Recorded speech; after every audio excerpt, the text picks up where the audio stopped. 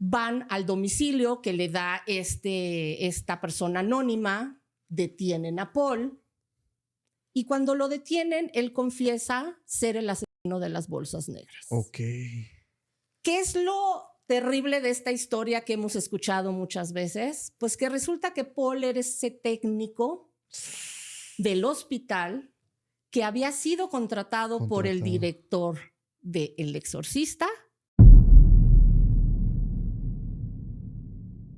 Claudia, en el momento que ella se da cuenta que uno de los cuchillos con los que está quitándole la vida a uno de sus hijos se rompe y entonces la pura navaja es la que está cortando, ella decide ir a la cocina, toma otro cuchillo y regresa a terminar pues lo que estaba haciendo. Con el monstruo de Atizapán. Filomeno era el viejito más adorable de este mundo, pero para mí, y mira que he estudiado asesinos seriales, creo que es el más malo, el que más terror me ha dado.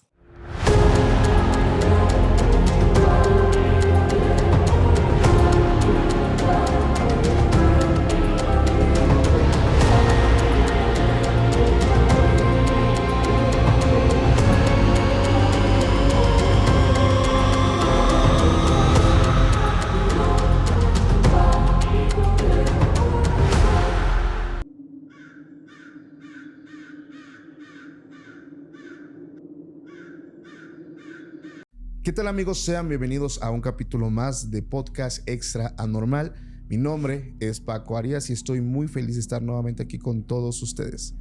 Hoy me encuentro con una persona bastante especial, una persona que debo decir gracias a mi amigo Pepe Chema por pasarme un contacto tan importante, una persona que de verdad ha estado muy cerca de muchos tipos de crímenes, investigando y escudriñando gran parte de lo oscuro que puede llegar a ser el pensamiento humano. Hoy está conmigo Vilma Naranjo. ¿Cómo está? Muy bien, Paco. Pues muchas gracias por la invitación y gracias a Pepe por también hacer esto posible. Gracias por aceptar la invitación. Antes de iniciar, me gustaría que por favor con la gente que está iniciando a conocerla se presente, quién es, a qué se dedica y redes sociales. Claro que sí. Bueno, mi nombre es Vilma Naranjo.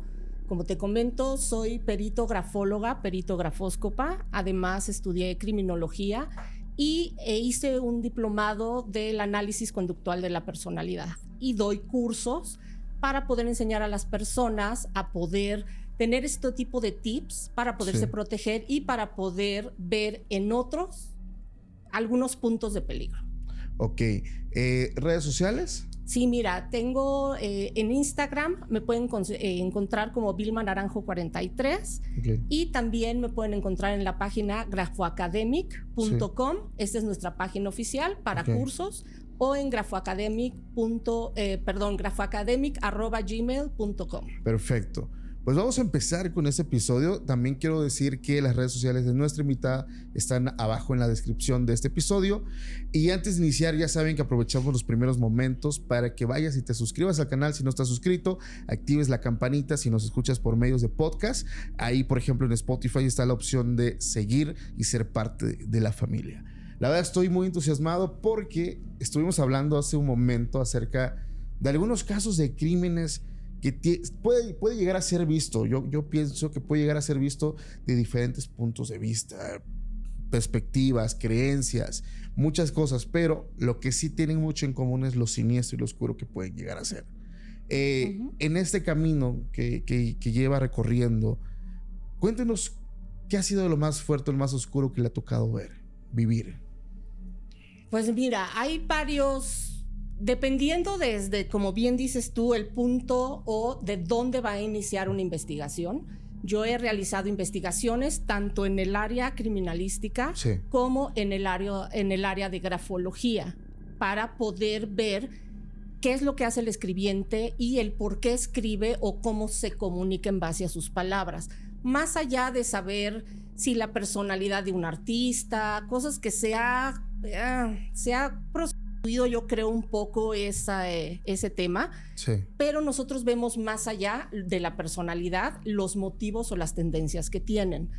Yo estuve, ya cuando estaba terminando la carrera, estuve con el equipo y hicimos una entrevista con la abogada de Diego Santoy Riverol, que es el asesino de Cumbres. No sé si lo conozcas. Sí. En ese, digamos, en ese caso, hay ciertas cuestiones que se van o se pueden repetir. De hecho, eso lo he visto en casos más ocurridos en México, donde pareciera que hay un factor que hace que las personas, los criminales, actúen de una forma. Hace un rato hablábamos de uno de los casos como los monstruos de Ecatepec. Está otro, me parece que es el Claudio Miján. O sea, se van generando especulaciones y se van generando también pues leyendas urbanas, ¿no? Porque tienden a presentar cositas que tal vez para la audiencia pueda ser una cuestión más allá de mental. Ya hablamos un poquito involucrando el tema paranormal, ¿no? Lo oscuro. ¿Se ha topado con algo de esto en esta trayectoria? Mira, primero yo creo que tenemos que identificar que hay también varios tipos de criminales. Okay. Aquellos que se van formando conforme la vida que han tenido, si han padecido de abuso, si han padecido de violencia, si el entorno pues no ha ayudado a que estas personas puedan integrarse correctamente a la sociedad. Sí. Pero por otro lado también tenemos que ver que hay ciertas personas, ciertos criminales, como bien los llamas tú, que ya traen algo en este ADN que va a ser como un detonador, ya sea su entorno saludable, ya sean familias que no están tan fracturadas o desestructuradas. Entonces podemos ver que hay los asesinos seriales que se les llaman los camaleones, todos aquellos que están inmiscuidos en la sociedad, que tienen vida, que no están fracturados, que tienen familias, tienen hijos, tienen empresas, pero tienen este lado oscuro donde nadie sabe perfectamente qué hacen. Incluso para las propias familias y las propias autoridades, sí, es absolutamente imposible de creer que estos individuos tan funcionales tengan esta doble vida. Tan correctos, ¿no?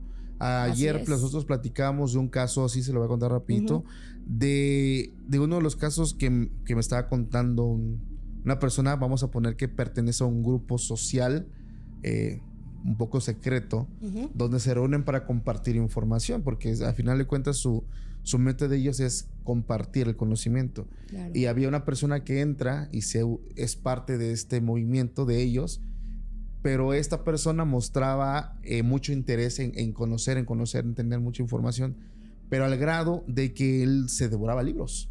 Devoraba libros. Y dentro de esta organización, de su infraestructura, tienen la parte de una biblioteca con escritos muy antiguos de personas que en su momento pertenecieron a ese movimiento y tenían sus prácticas medias oscuras, pero eran de años, muchos años atrás. Y esa persona obsesionada por la búsqueda de ese conocimiento encuentra libros que tienen que ver con digamos, llevar a cabo un tipo de ritual para que la información ya no era información que se encontraba ni en libros, ni en internet, ni en nada. O sea, ya era información dada por un tipo de deidad. Entonces, él, una persona, padre de familia, esposo, buen trabajo, familia bastante normal, pero él estaba dispuesto en algún momento a llevar a cabo un tipo de sacrificio para tener esa información que él tanto anhelaba. Afortunadamente, lo que sucedió ahí es que cuando él priva de su libertad a un pequeño, que no es ninguno de sus hijos, sino buscó hacerlo por fuera, afortunadamente logran detenerlo. Y es una persona que al día de hoy está en la cárcel. Pero a lo que voy, cuando menciona los camaleones, que son los que dentro de una sociedad pues se camuflajean, ¿no? Puede ser el vecino, puede ser cualquier persona, incluso puede vivir. Puede ser tu hijo. Pues sí, claro, puede ser parte de tu familia, pero no conoces las prácticas oscuras que puede llegar a suceder. ¿Tendrá algún caso del que nos quiera platicar? Mira, retomando un poquito para podernos adentrar a lo que son estos individuos y el por qué o cómo actúan. Hace muchos años, un psicólogo menciona que hay una tríada de los asesinos seriales. Aquellos que comienzan torturando animales, sí, luego tienen disfunción, se llegan a orinar en su cama, ya a una edad importante donde no deberían de hacerlo. Incluso hay algunos que comienzan a prender fuego, ¿no? Pero yo creo que esto fue perfectamente mal interpretado, y esto nos lo habla mucho Vicente Garrido, que es de los mejores criminólogos del mundo, es madrileño, y él nos habla que a lo que se refería este psicólogo con esta famosa triada, que muchos de los psiquiatras, muchos de los psicólogos se basaban en esto para poder identificar ciertas psicopatías. Sí. Pero resulta que ahora nos damos cuenta y pensamos que están rompiendo patrones porque no están siguiendo esta base de ese conocimiento que teníamos de la famosa triada. Resulta que ahora son personas que sí tienen empatía. Pensamos en un asesino serial como un individuo que no tiene empatía ni por animales, ni por seres humanos, ni por su familia, ni por él mismo. Claro. ¿Ok? Puede ser hombre, puede ser mujer. Pero resulta que sí lo están teniendo, están involucrados con la familia, son buenos padres, sí. Incluso saben vigilar su entorno para que personas como ellos no se acerquen a sus familias. Entonces, Exacto. están perfectamente integrados, pero además están cerca de los lugares, como bien dices tú, que les pueden traer esta emoción, este frenesí que necesitan. Entonces son miembros de la comunidad que se acercan a la policía, están presentes en investigaciones de desaparecidos, también para saber qué tanto la policía puede saber de estos casos. Ok. En la época de los 70s, en 1972, se comienza a filmar la película que yo creo va a romper con toda pues todo lo que sería el terror en el mundo, y es El Exorcista. Ok. El productor es una persona que le encantan los detalles, necesita que todo cuadre, los sonidos, causa efectos de momento para que las emociones sean verdaderas, claro. Que la conducta sea verdadera, no sean actuaciones. Y entonces decide contratar a un técnico de radiología para que en la escena donde esta joven está en un hospital y le están haciendo unos encefalogramas, y resulta que este técnico es un técnico que trabaja en la Universidad de Nueva York. Ok. Él pues hace toda la grabación, esta persona pues sabe manipular todos los instrumentos, todas las máquinas, por lo que el productor y director de esta película pues queda encantado. Claro. Pasan los años, se estrena justamente en 1973 la película del Exorcista. Sí. Es bueno, la gente sale de los cines, se desmaya, con crisis nerviosas. Pero yo creo que hay una historia todavía más truculenta y todavía más enferma que el propio Exorcista. Ok. Pues resulta que en los Estados Unidos, precisamente en Manhattan, lo que es el río Hudson, encuentran bolsas con cuerpos. Wow. Esto nadie sabe qué está pasando. Sí. Y resulta que empiezan a desaparecer miembros de la comunidad gay. ¿Okay? Ok. Pues en esta época desafortunadamente había pues toda esta homofobia donde no se respetaban pues los derechos de personas que para mí pues son iguales que cualquier persona. Claro. Cada quien puede amar de la manera que quiera. Claro. Pero en esa época pues desafortunadamente el tener un color de piel diferente o el pertenecer a una comunidad diferente, pues la policía misma tenía estos límites y no los sobrepasaban, no buscaban a las personas. Entonces las familias iban, mencionaban que sus parientes, sus amigos habían desaparecido, y la policía lo que hacía era no hacía nada. Claro. Pues resulta que llega un productor con el productor del Exorcista y le dice: fíjate que tengo un caso que es muy impresionante, están apareciendo cuerpos, hay personas desaparecidas. ¿Qué te parece si hacemos un guión y lanzas una película? Y él dice: la verdad es que en este momento con El Exorcista esto ha sido increíble, no estoy por el momento con esos proyectos, pero veamos adelante.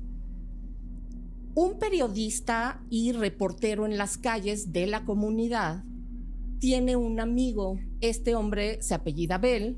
Ok.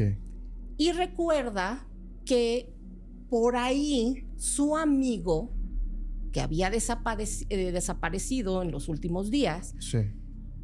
le había comentado que había un joven llamado Paul que no era muy confiable, a él no le gustaba mucho cómo se veía, las cosas que hacía, pero que estaba muy cerca de toda esta comunidad. Sí. Sigue investigando y resulta que un día recibe una llamada telefónica y en esta llamada le dicen que saben quién es el asesino de la bolsa negra. Okay. Él pues no entiende, cree que puede ser algo, pues siempre reciben llamadas donde la información no es clara. Sí. Vuelve a recibir otra llamada y le dicen que el nombre de esta persona es Paul. Van al domicilio que le da esta persona anónima, detienen a Paul y cuando lo detienen, él confiesa ser el asesino de las bolsas negras. Ok. ¿Qué es lo terrible de esta historia que hemos escuchado muchas veces? Pues que resulta que Paul era ese técnico del hospital que había sido contratado por el director de El Exorcista y es la segunda vez que él lo ve ya en los diarios como el asesino de la bolsa negra. Desafortunadamente no se encontraron muchos restos que pudieran identificar, como te digo, Sí. Muchos de los nombres quedaron en el anonimato, pero resulta que cuando analizan una de las bolsas dice esta bolsa pertenece al instituto y a la Universidad de Nueva York. Wow. Justo donde trabajaba el técnico. El técnico. Meses después vuelve a contactar el mismo reportero a este director y entonces graban la película a la casa. Wow. Es esta parte de... Yo lo he mencionado antes.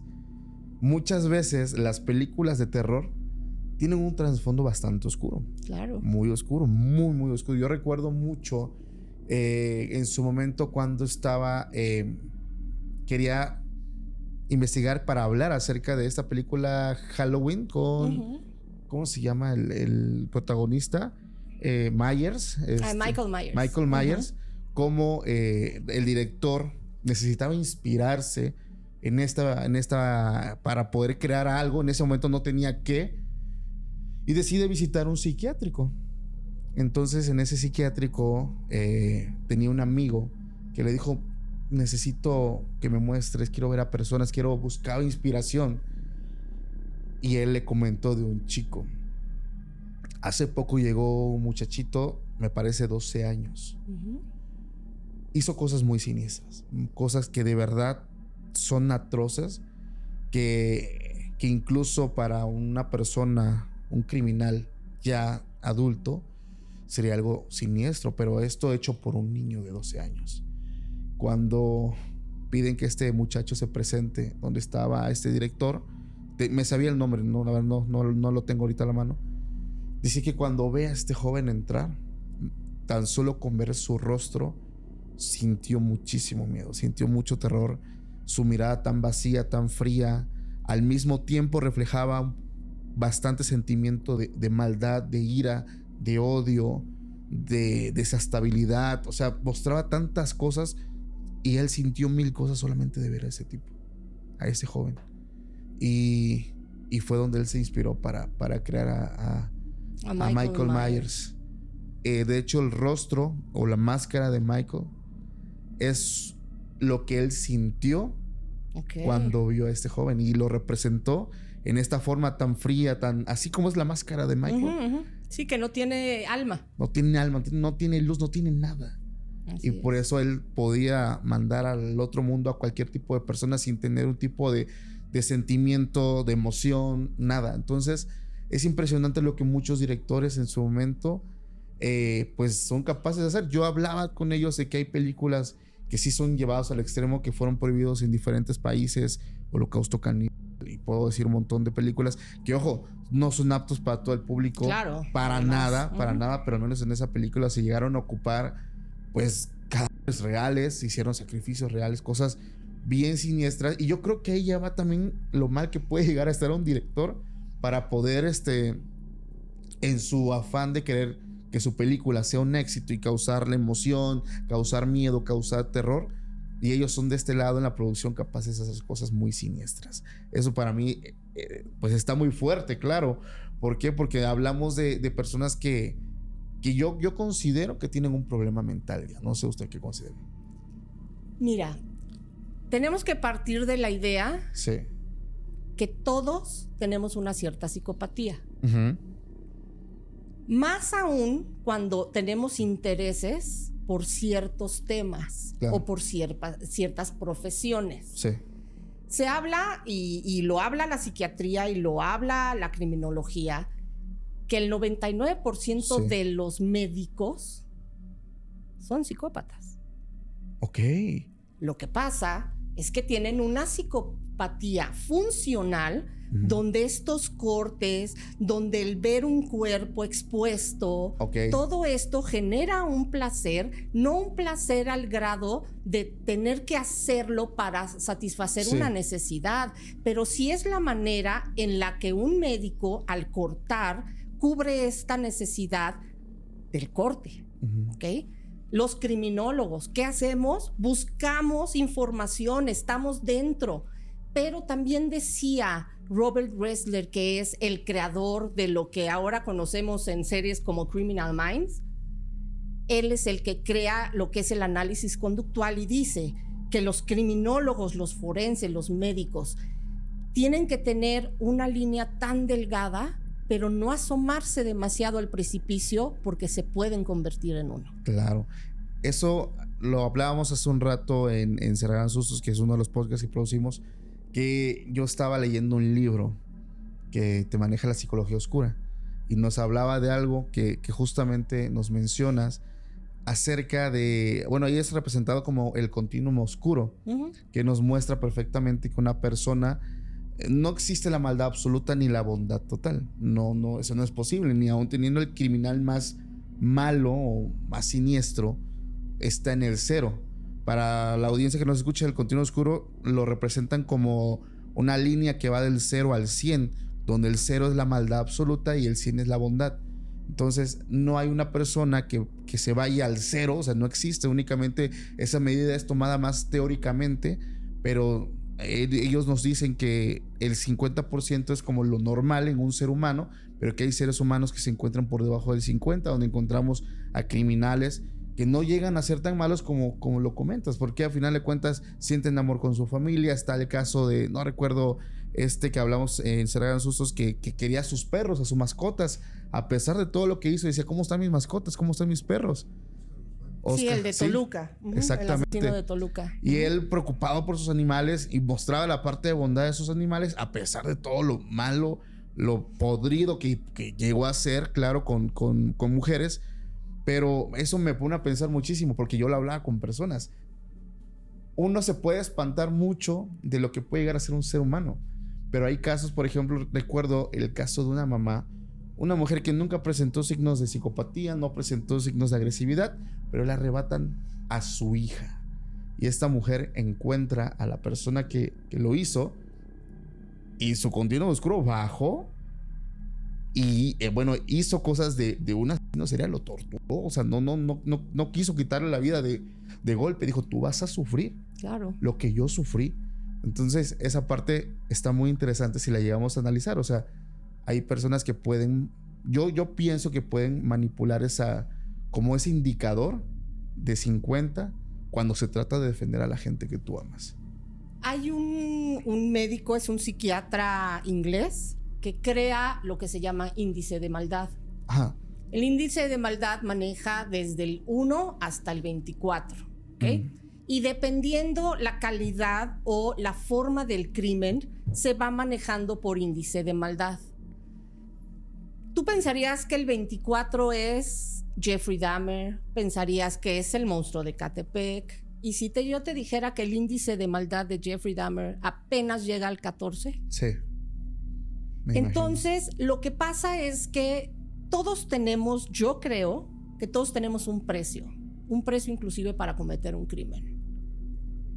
Imagínate que en este momento sales a la calle, vas distraído y atropellas a una persona. y te das cuenta que esta persona está tendida en el piso, no se mueve, por lo que tú asumes que esta persona ha quedado sin vida. Sí. Sigues tu camino, estás nervioso, te empiezan a temblar las piernas, no sabes qué hacer, quieres tomar el celular y cuando lo vas a tomar para llamarle a esta persona de apoyo que tienes, chocas un auto y te das cuenta que dentro de este auto estaba una mamá con un menor. Te das cuenta que lo has lastimado. Vas a seguir y seguir y seguir. ¿Por qué? Porque ya tu conciencia lo que necesita es un escape. Tu conciencia, por este instinto de supervivencia, va a realizar lo que tú en tus peores sueños jamás imaginaste. Que si lo hubieras visto en una noticia, jamás hubieras entendido que alguien, después de cometer el primer delito, que no fue intencional, pero finalmente es un delito, ha cometido de ahí hasta que lo llegaron a parar.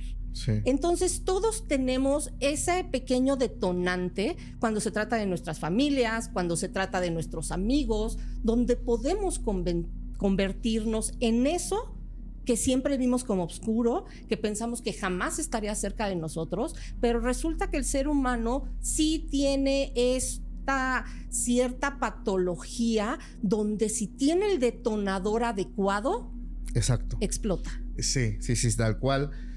Nosotros lo platicábamos de, bueno, es un punto muy importante porque ahí ya una persona actúa por instinto. Así ya es. las sobrevivir, no que no te encarcelen o así. Pero nosotros platicábamos también de cuando se meten con tus hijos. O sea, eso, cuando tocan algo que tanto amas, sale lo peor. Sale la bestia, sí, sale el animal. Sale el animal a Así defender pues a su gente, ¿no? En este lado, nosotros hemos platicado muchísimo de eventos paranormales que tienen que ver con crímenes. Es una máster para poder investigar y que yo quiero contarle lo que hemos escuchado por fuera, porque obviamente no es algo que tenga un estudio, es a voces. Claro. Acerca de uno de los casos que tanto me gusta y me gustaría que si ahorita por favor nos pueda platicar el caso y desmentirnos el lado paranormal. Claudia Mijangos. La mujer que por fuera mucha gente llegó a decir que se trataba de una posesión demoníaca por diferentes cuestiones, marcas de líquido vital, pero en las paredes, haciendo referencia a que esta mujer llegó a levitar o llegó a actuar de una forma pues sobrenatural. La cuestión de estos cambios de personalidad, como si en un momento Claudia dejara de existir y entrara pues un ser maligno y ocupara su cuerpo para poder hacer actos siniestros y un montón de cosas, porque la verdad es que gira muchísimo. No sé si os quiera platicar. Mira, Claudia Mijangos yo creo que es uno de los casos donde podemos sacar mucha información. Sí.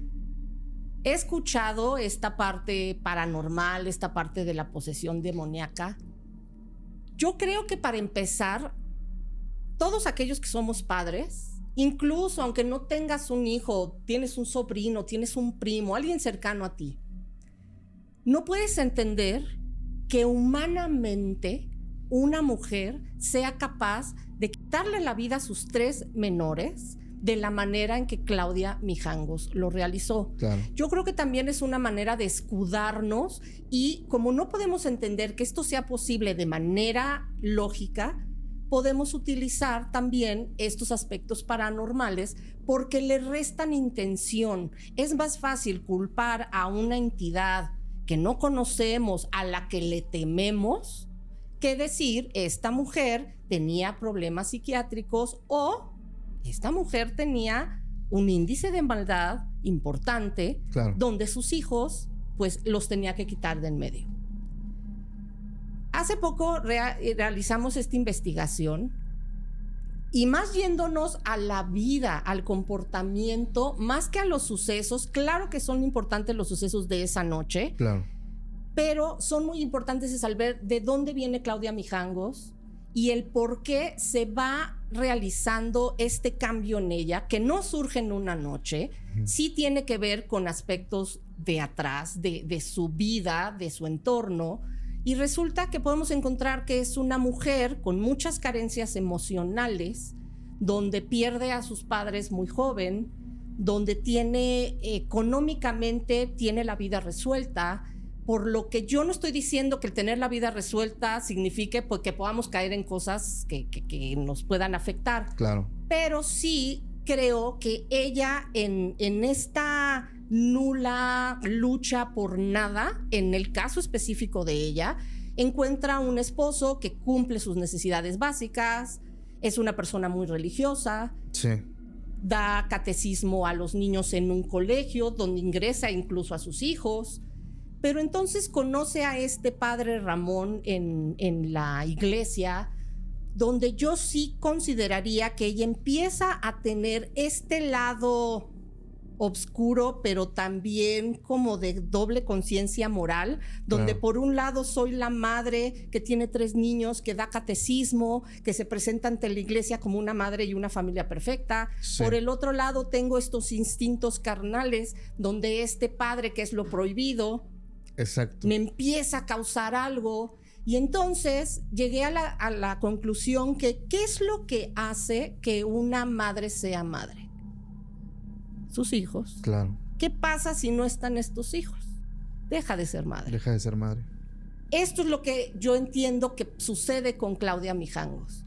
Ella comienza este enamoramiento que, si bien no se tienen exacto el otro lado de esta moneda, donde si el padre también estaba involucrado con ella, donde ella ya tenía fotografías incluso en su cartera con el cura, wow, como si fuera un santo, ¿no? Yo tengo la foto de mis hijos, sí, y si soy creyente puede ser que tenga la del Papa, pero no tendría la de un sacerdote. Claro, claro.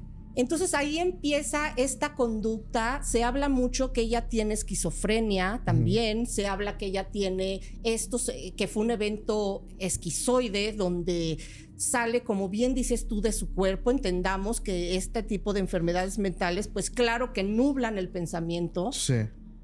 Pero Claudia hace cosas que no son, para mi parecer, si yo creyera en un aspecto demoníaco, tú eres el experto, pero para mí se saldría, y te voy a decir por qué. Claro. Y si fuera por esquizoide, también se saldría de estos aspectos. Se habla que en el momento que ella empieza a cometer estos actos, muchos de los vecinos, desafortunadamente, como se da en muchos casos, ya habían escuchado que Claudia le gritaba mucho y maltrataba verbalmente a estos menores. Okay. Estos vecinos, acostumbrados a eso, ya no hacían caso hasta esta noche, que curiosamente solo se oían los gritos de los menores, más no de la madre.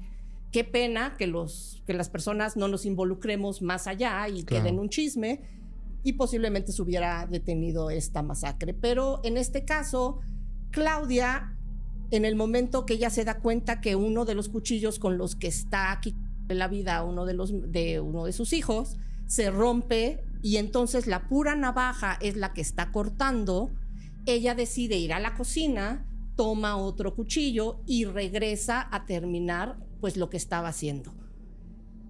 Ahora tú dime, un caso, esto es el primer indicio, sí, un caso demoníaco, de repente me crea conciencia, se quitó, y entonces voy, agarro otro cuchillo, regreso y continúo. Yo, en mi experiencia, diría que sí. Porque recordemos, bueno, en el ámbito demonológico, se supone que los demonios, más allá, o sea, hablando en el tema real, más allá de hacer que la gente patalee, no, ellos tienen conciencia y tienen conocimiento. Por eso es que dentro también de la iglesia hay como unos protocolos para determinar si una persona tiene o no posesión, si tiene revelación de misterios, como hablar una lengua que nunca en su vida había hablado, muy fluida, sansonismo, un montón de cosas. En este lado podemos llegar a decir que una persona poseída puede tener conciencia, puede llegar a tener conciencia estando el cuerpo poseído. Ok. ¿Por qué creerías tú que ella, cuando se da cuenta que el mango del cuchillo se ha roto, va a cambiar el instrumento? Yo creo que yo creo que en Claudia ya había un tipo de fin, y era acabar con ellos, de una u otra forma. Pero podría acabar con el mismo cuchillo, nada más no tenía mango. Exacto. No sabría por qué, pero no sé si pudo haber sido algo como tan básico como la comodidad, como para no lastimarse ella. Exacto. Claro. Exacto. En el momento que ella comienza a sentir un dolor, Sí, para. sí, Una de las cosas y de los principios que se da en las mujeres cuando asesinan es muy curioso, a diferencia de los hombres. claro. Los hombres llegan, si te van a terminar con una pistola, dan el tiro o el famoso tiro de gracia. Sí. ¿Por qué? Porque es como marcar su firma. Claro. Si van a ahorcar en un estrangulamiento, lo hacen de manera fuerte, se acabó. Las mujeres terminan hormonal y emocionalmente con sus víctimas. Las mujeres, si es una pistola, van a tirar hasta que se cansen. Si van a apuñalar, van a romper un mango de un cuchillo hasta que ya no puedan más. ¿Por qué? Porque las mujeres eliminamos de manera muy diferente y por eso hay pocos casos conocidos, no significa que haya pocos, Claro. de mujeres o de asesinos seriales, porque saben disfrazar y se saben involucrar y maquillar todo un escenario donde difícilmente van a ser capturadas. Claro. Entonces, en el caso de Claudia, me llama mucho la atención otra cosa que ella hace y es, termina de realizar el acto, lleva a sus menores a la cama, se duerme con ellos. En psiquiatría, un episodio de este tipo no dura 12 ni 15 horas. Claro. ¿Ok? Dura un fragmento de tiempo donde la persona reacciona y entonces sí se da cuenta de lo que acaba de hacer y se puede terminar o de quitar la vida o se queda aislada en un espacio, pero no actúa, no sigue actuando como si lo que viera no formara parte de su realidad. Claro, claro. Y resulta que Claudia lo que hace es contactar a una de sus amigas. Entendamos que estos son los principios de los 90. En los principios de los 90, los celulares eran prácticamente un instrumento no solo de un poder adquisitivo importante, sino que no tenían las funciones que hoy conocemos, ni siquiera hace 10 años. Claro. Claudia estuvo 33 años en un psiquiátrico de la penitenciaría en Querétaro. ¿Okay? No estuvo con la población general. Claro. Y entonces resulta que Claudia le llama a su amiga. Si yo estoy viendo lo que está sucediendo, lo que ya cometí, ella tendría que haber tomado una agenda, el teléfono o aprendido de memoria. Pero en un episodio de esquizofrenia, ese número no está ubicado en el archivo que todos tenemos. Claro, claro. Entonces, estos son los datos que a mí me pareciera que es más un efecto de todo, que por supuesto tenía un problema psiquiátrico, donde había sido atendida con otros terapeutas, pero si bien yo no creo que esto haya sido ni un episodio esquizoide, ni ha sido una posesión demoníaca, simplemente un manejo de oportunidad, porque además, después de 33 años, a los 27 años, ella escribe de puño y letra.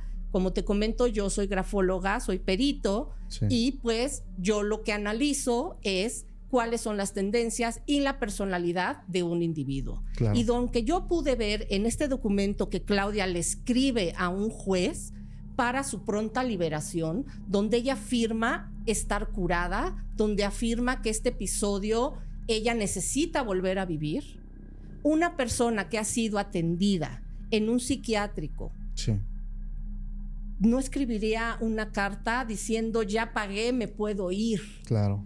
Y por otro lado, como último, elige pintarse el cabello de color rojo fuego.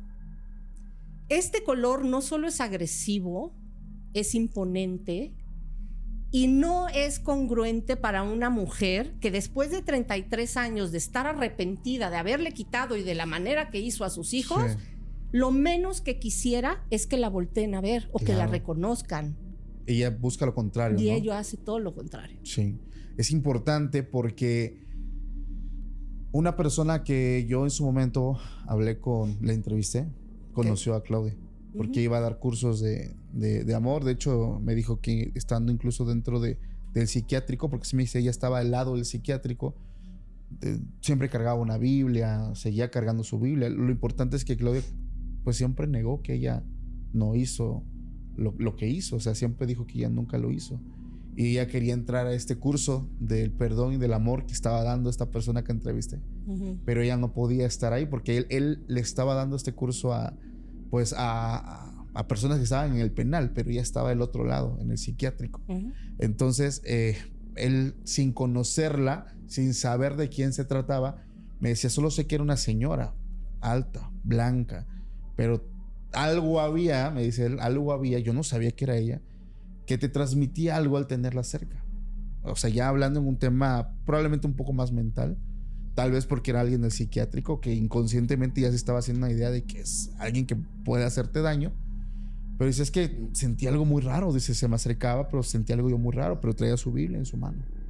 Sino que afuera la persona que le da el acceso le dice, ¿sabes con quién estuviste? Busca cuando tengas ahí la llena de Querétaro. Te vas a dar cuenta con quién hablaste. Y es donde él pues, descubre a qué mujer tenía cerca. Es importante porque hay muchas cuestiones y yo quiero hacer una pregunta.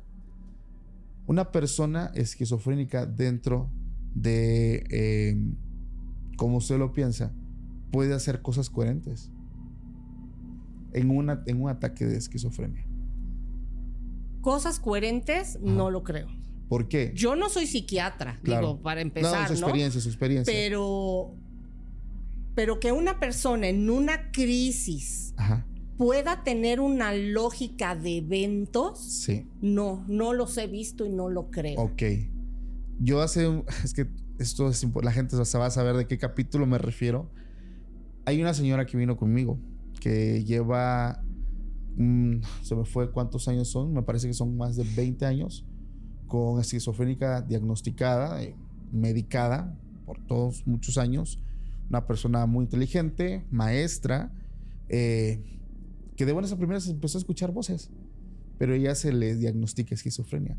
Lo extraño, y a mí es que eso se me hace muy raro, muy, muy raro, porque lo que tú escuchas en la cabeza no tiene por qué ser algo coherente si es un tema de enfermedad.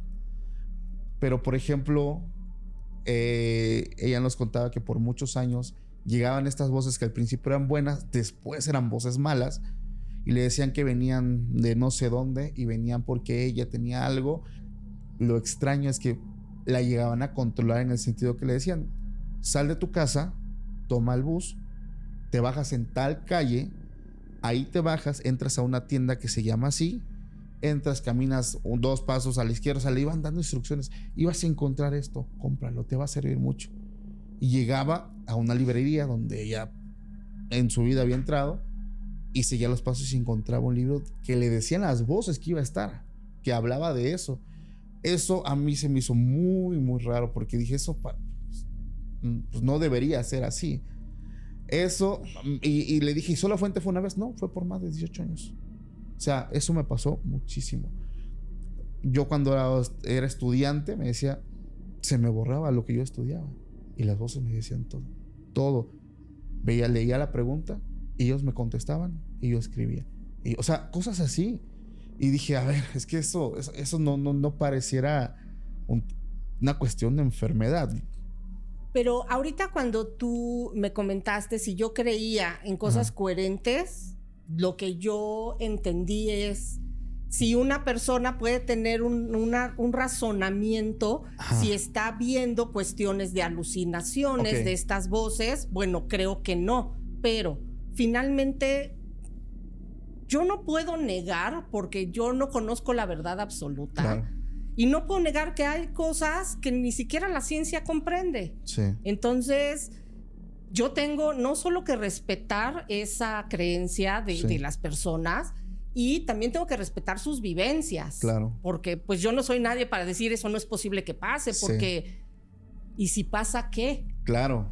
Pero yo a lo que me refiero es una Claudia donde hace cosas lógicas de su vida. No escuchó una voz que le dijo ve para acá o haz esto, sino la decisión fue tomada por ella. Y ojo, no te puedo decir en este momento dónde esté, pero sí te puedo decir que hace 6 meses sabía yo dónde estaba. Ok. Y estaba buscando trabajo. Perfectamente sana. Uy. ¿Ok? Más cerca de lo que ustedes se puedan imaginar. Porque Claudia tenía familia. Sí. Sí. y se acercó a esta familia. Entonces, Tengo entendido que fue una sobrina con la que se va a vivir. Tengo entendido. No sé si haya sido así. pues de hecho los abogados son los que la reciben en fuera, que ella siguió pagando, pues ya no tuvo, se oye terrible lo que voy a decir, pero ya no tuvo gastos y tenía una fortuna importante. Sí. Entonces, pues simplemente siguió pagando a este grupo de abogados. Pero Claudia es una mujer que se quedó ya perdida en el espacio, en el olvido, donde salió en una noticia de un periódico, sale Claudia Mijangos, la llena de Querétaro Libre, ¿y dónde está? Ok. Porque desafortunadamente en México no tenemos, como en otros países, esta red donde tú puedes ingresar un nombre y te va a salir si ha tenido ciertos delitos, Claro. si hay un perpetrador o violentador de menores a no sé cuántos kilómetros. Sí. En México no sabemos si tu vecino ha cometido el peor crimen de la historia y tú no tienes idea, pero como aparenta ser una buena persona, Sí. ¿qué es lo que pasaba con el monstruo de De Atizapán? Atizapán. Filomeno era el viejito más adorable de este mundo, pero para mí, y mira que he estudiado asesinos seriales, creo que es el más malo, el que más terror me ha dado. Ok. Sí, tengo entendido que él era el vecino ejemplar, pertenecía a un grupo de vecinos. Día del Niño salía a recolectar juguetes para regalárselo a los niños. O sea, el señor, pues bueno, ¿no? El hombre de la respetable, colonia. ese Claro. viejito, bueno, ese abuelito que todos quisieran cerca de sus hijos, Sí. ese era Andrés Filomeno Mendoza. Y déjame decirte que hay una criminóloga que, bueno, yo respeto muchísimo, mexicana, que se llama Peggy Ostrowski, y ella es psiquiatra además, entonces va a entrevistar a Andrés Mendoza, y cuando sale le preguntan qué opina de él. De las pocas personas que yo creo con toda la disciplina y con todo el conocimiento para enfrentarse a una de estas personas, y lo que comentó a mí me aterrorizó, porque dice: yo he entrevistado a cualquier número de asesinos seriales que tú te imagines. He conocido las peores patologías. Incluso he ingresado a los penales a hacerles pruebas neurológicas para saber si tienen algún problema en el lóbulo frontal, saber de su patología, de su psicopatía. Y yo, al platicar con Filomeno Mendoza, él me hubiera dicho: ¿qué tal si de aquí me acompañas a mi casa a tomar un café? Yo lo hubiera acompañado. Claro. Imagínate el grado de manipulación y de increíble manejo que tiene este hombre, que a una psiquiatra criminóloga con todos los conocimientos y bases la pudo haber engañado. Sí. Es la cuestión, ¿no? Del camuflaje. Por eso Ese es el camaleón. ese es su camuflaje tan perfecto de pasar desapercibido y decir: es que él no lo puede hacer porque él es un señor bueno, él hace, o sea, Claro. Por eso dice por ahí, no hay que confiar. Yo tengo una pregunta y la verdad es que estoy ansioso de conocer la respuesta. Hace un momento comentabas que no puedes negar la parte de oscuridad o paranormal, porque nadie tiene la verdad absoluta. Hay un momento donde la ciencia no tiene la explicación para ciertos eventos ni para ciertas cuestiones. No existe. ¿Por qué? En lo paranormal no existe la lógica y no existe estos procedimientos. Claro. En algún momento te has topado con un punto donde, buscándole lo más lógico y buscando, digas: es que no encuentro y lo cierro yo aquí. Respeto si para los que creen que es paranormal, pero yo ya no le puedo encontrar el lado lógico o el sentido, lo cierro. ¿En algún momento se ha topado con un evento que ya esté rozando el tema paranormal? Mira, en cuestiones de criminología te diría que no. Ok. En cuestiones de grafología, y quiero dejar claro esto: yo la grafología la llevo de la manera más respetuosa y de la manera más lógica y científica que puedo. Sí. ¿Ok? Sin tratar de caer en este tipo de lectura que pareciera como de tarot. Ok. Yo tuve frente a mí un escrito de una persona Después, con el tiempo, me entregaron el escrito de esta misma persona y eran 2 personalidades diferentes. Absolutamente eran 2 personas diferentes. Se le preguntó a los padres porque inician a tratar de hacer este peritaje, ¿ok? Porque no entienden los cambios de actitud que está teniendo este joven. Tenía 17 años, ¿ok? Lo llevan a psicólogos, el psicólogo lo manda con un psiquiatra, le hacen todas las pruebas neuronales para saber de una posible esquizofrenia, para saber si tuviera esto de dualidad de personalidades. Y no había nada. Y no había nada, pero el comportamiento de un escrito era de un joven y el otro era de otro joven. Ok. Quiero dejar claro que van a decir, bueno, pues sí, yo imito una letra y hago la forma de otra letra, pero resulta que lo que hace la grafoscopía también es saber los rasgos y la forma en que cada uno de nosotros escribe.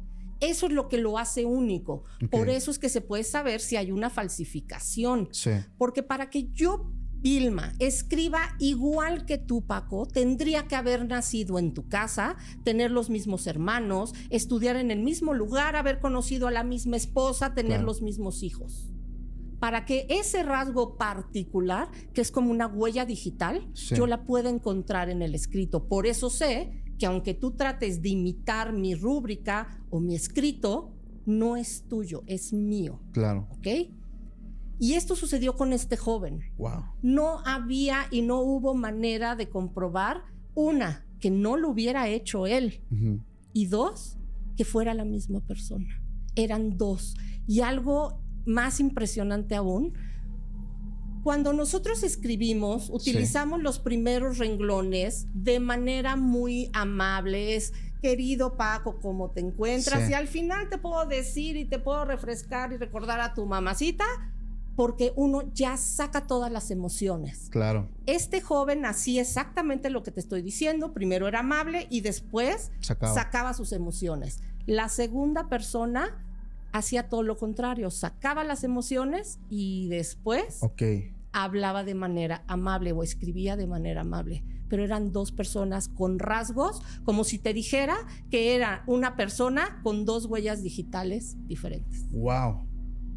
En ese momento, bueno, yo he escuchado de personas que suelen tener estos cambios de personalidad. No sé hasta qué punto pueda llegar a afectarlos físicamente o conductualmente, porque yo podría pensar, y muy erróneamente obviamente, porque yo soy muy ignorante del tema, de que probablemente una personalidad pudo haber escrito esto y la otra personalidad escrito la otra parte. Eso se pensaba, pero psiquiátricamente no se pudo comprobar que tuviera ningún trastorno neuronal. Ninguno. Sí. Ese fue el problema. Claro que los padres lo llevaron. Sí, claro. Pero no entendían cómo era posible, porque llevaron primero con un psicólogo que mandó a hacer un análisis grafológico normal para ver cuáles eran las tendencias de la personalidad.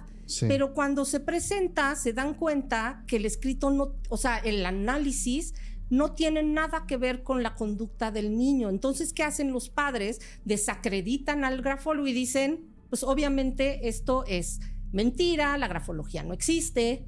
Pero entonces el psicólogo le dice, no, a ver, espérame, esto está muy raro. Esta persona, claro que ha hecho periciales judiciales, así que tiene todo mi respeto, vamos a hacer otro. Y cuando le presenta el siguiente escrito, es la personalidad, del joven. Entonces se dan cuenta que hay 2 personalidades en esta misma persona, y es cuando lo refieren al psiquiatra, le hace todas las pruebas neuronales y se dan cuenta que no tienen ningún tipo de patología mental. Híjole, yo creo que esa parte sí es muy complicada para personas que no suelen estar como que muy acostumbrados a este tema, ¿no? Del tema, pues sí, paranormal. ¿Por qué? Porque hablamos de que puede haber algo dentro. O sea, yo lo pensaría así. Claro, no lo sé. De mi lado, que pueda haber algo dentro que pueda manipular a la persona, algo con una conciencia diferente, con, no sé, un comportamiento diferente, que en su momento, estando dentro, pudo controlar el cuerpo. Pero queda para uno de los grandes misterios porque no lo sé. Son cosas que no tienen explicación. Qué tremenda plática nos aventamos. ¿Cómo te la pasaste? Ay, maravilloso. Muchas gracias. Tenía ganas de conocerte, así gracias. que te agradezco el tiempo que pues me das. Gracias, no, yo encantado. Ojalá en algún momento volvamos a platicar con temas que se vendieron como paranormales. Claro. Por ejemplo, me vino mucho a la mente un caso tan famoso que sí tiene un tipo de registro. El diablo me obligó a hacerlo. En algún momento, saber qué tan falso o qué tan real llegó a ser. ¿Por qué? Porque la gente va a decir, no, es que sí existe un registro.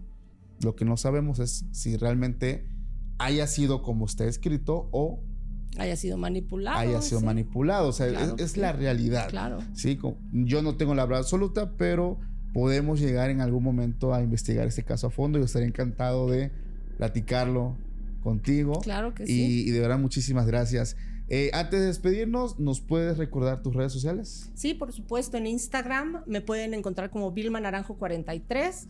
Y les recuerdo que tengo una página oficial que es grafoacademic.com, donde están todas nuestras fechas de cursos. Sí. Damos cursos de grafología, de criminología y de lo que es el análisis conductual de la personalidad, o a grafoacademic@gmail.com. Perfecto. Muchísimas gracias, Vilma. Muchas gracias. Gracias a toda la audiencia que está con nosotros, que nos escuchan ya de sus hogares, haciendo ejercicio, en escuela, en el trabajo. Gracias por ser parte también de la familia. Les mando un abrazo y por favor, antes de irse, no olvides suscribirte, activar la campanita, seguirnos en medios de podcast y nos vemos más adelante en un nuevo episodio. Hasta la próxima. Bye.